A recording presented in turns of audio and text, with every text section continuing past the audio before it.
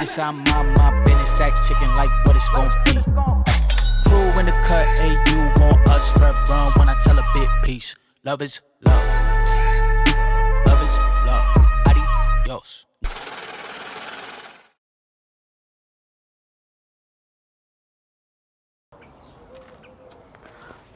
Alright, so today, I think last video I told you guys I was going to put the stock seats back in the new Zenki.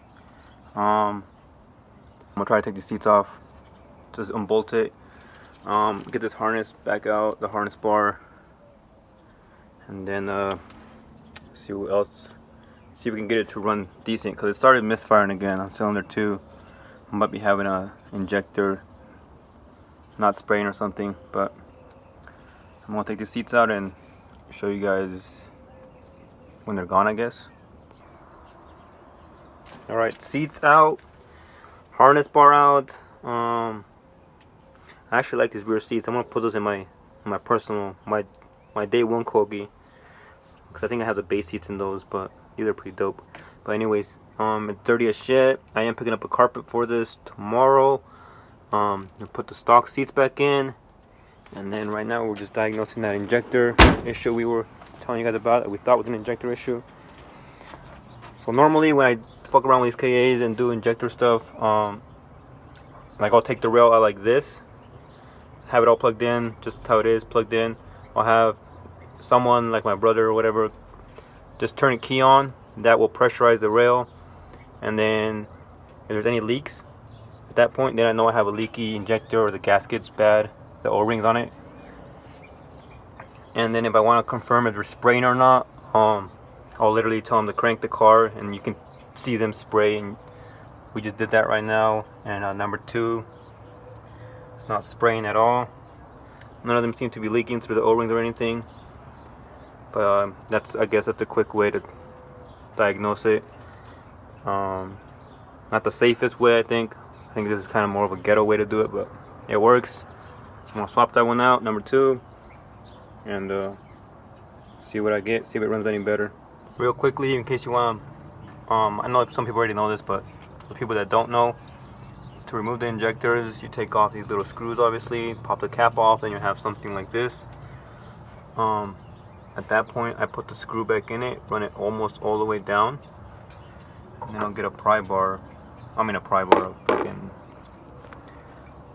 flathead screwdriver, and I'll use that as leverage, kind of sneak in here and then pry it. I can't do it with one hand, but you guys should get an idea. If you guys need to, you can put the screw on the other side too and kind of get it from both ends, and it'll pop right off. There we go, it's running way better now. Alright, so yesterday we got it running. Today the injector was the issue, in case I didn't mention that already. It's running way better now, so I'm gonna go test drive it. I'm actually gonna go pick up the carpet, because this thing needs carpet and then cleaning. Put the stock seats in just so I can drive it around. The seat belts didn't work. I believe the ones the guy sold me were S13 ones. I'm not 100% sure, but they're not mounting up. The brides are gone, and so is the back harness bar. But that's about it for now. Alright, so back to the Zenki project. Picked up a carpet. It's not bad, it's not horrible, but it ain't the best neither, but it is better than no carpet. So I'm just gonna dye it with that spray can vinyl fabric shit. I've used this already before. I used it on my Koki for the carpet and the headliner, and it doesn't wear off or anything. Pretty durable. I know a lot of people use this shit already. Okay, I'm gonna continue to give it another whole can. Normally use 2 cans.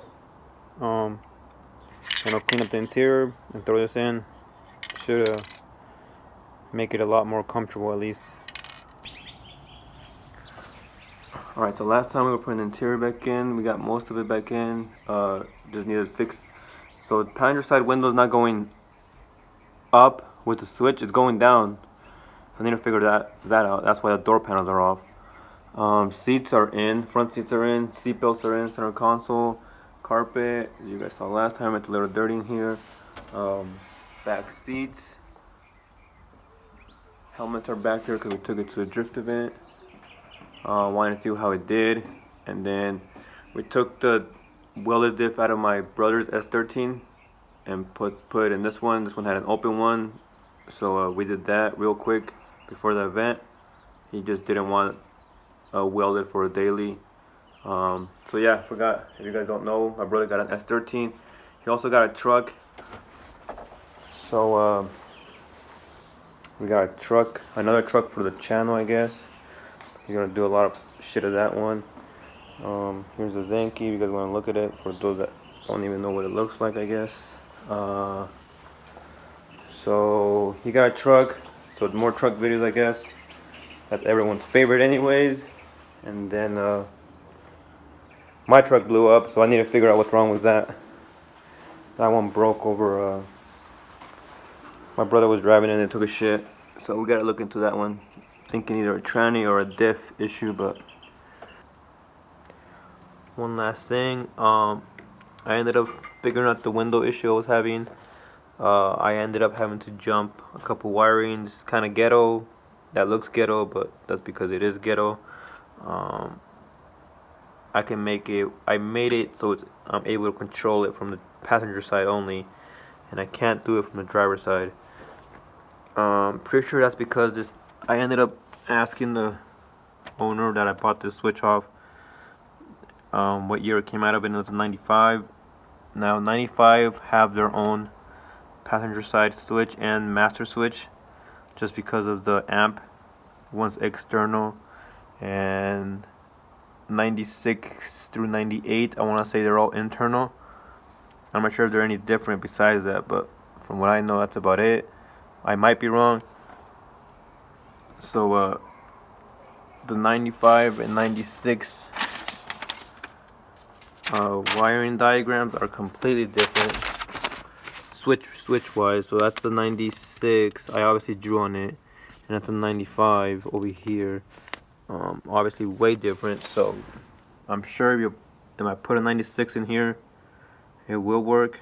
But I mean, for now, it does the job. So door panels are back in. I do have that little thing. I'm just waiting to solder that properly. The other panel is fucked up on that side, but better than no door panel. I got a better conditioned trunk. Obviously not paint wise because it looks like shit paint wise, but there's no holes right here. It's not beat up, and this one came with a keyhole, which is gonna be useless, but because I don't have a key for that one. But it looks better than the other one. And I also got a grill for it, so now it looks a little cleaner up front, and the hood is open, so that's why it looks like that. But besides that, it's looking like a basic ass Zenki. I threw a small slip-on spacer in the rear just to make it a little better fitment wise. We're getting plates this weekend, and we should be good.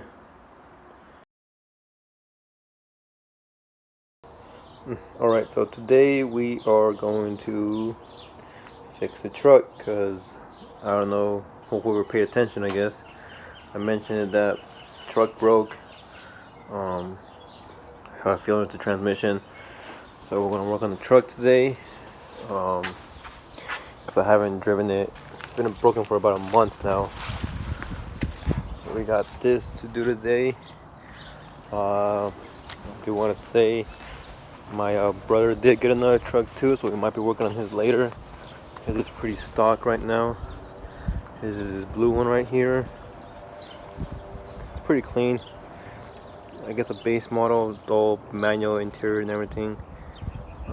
Stock height. I think he got shackles for the rear, the same one I did on my truck. So we're gonna lower that one, lower the rear end, see if it evens out a little bit. But first things first, we do need to work on my truck, because. Alright, so I jacked the truck up. I use jack stands because if you guys don't want to have a truck following you guys, that'll probably hurt a lot. But anyways, I just wanted to verify it and drain the oil, transmission oil. So I took the pan off.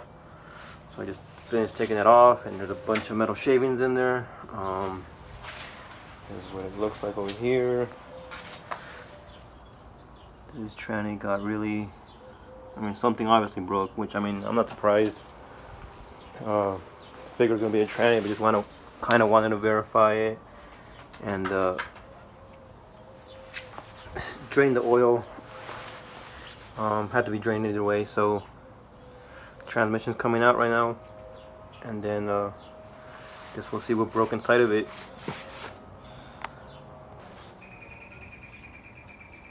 Alright, so I kind of went ahead and started taking I'm working on taking the transmission out.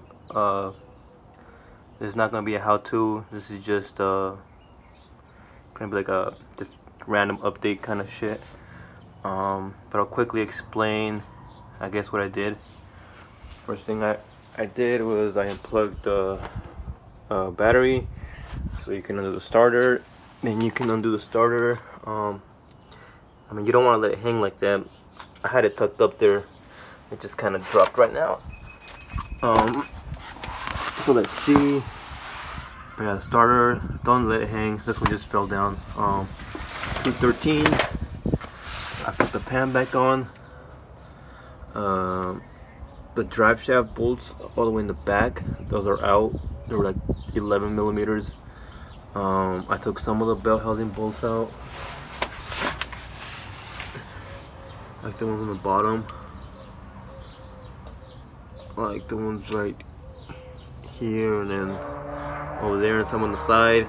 And did some of the harness that goes down the side this way. Same on the other side. Some of the harness that goes up there.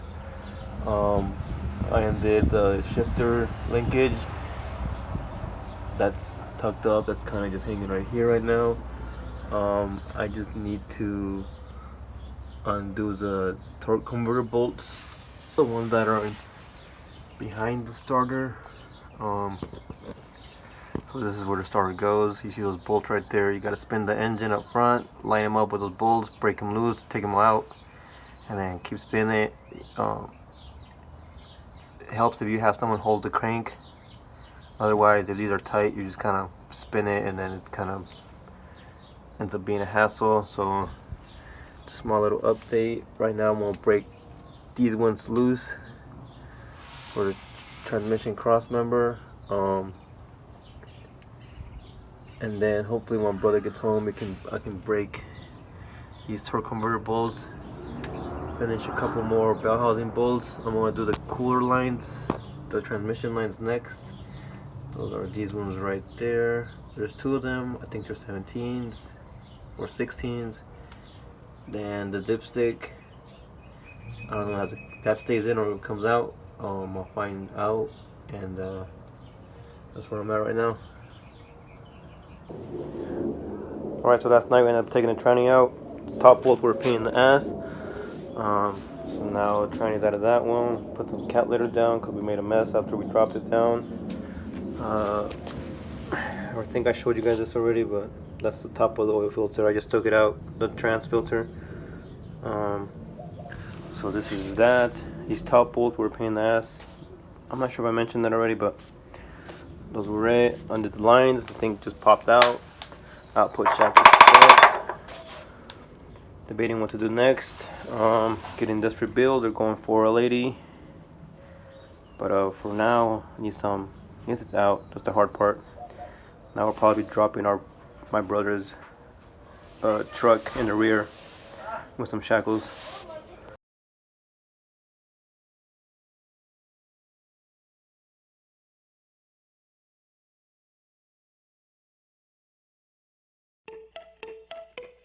Yeah. What's up? Nigga. Yeah, it's me.